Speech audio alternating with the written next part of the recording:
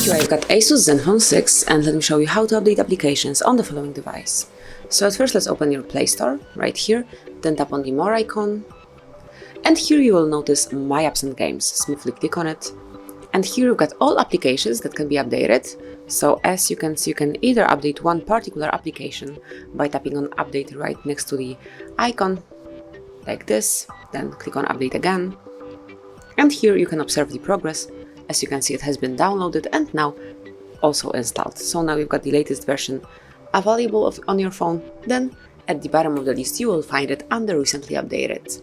You can also update all applications at once. Smoothly click on Update All, and as you can see, now everything will be downloaded and then installed.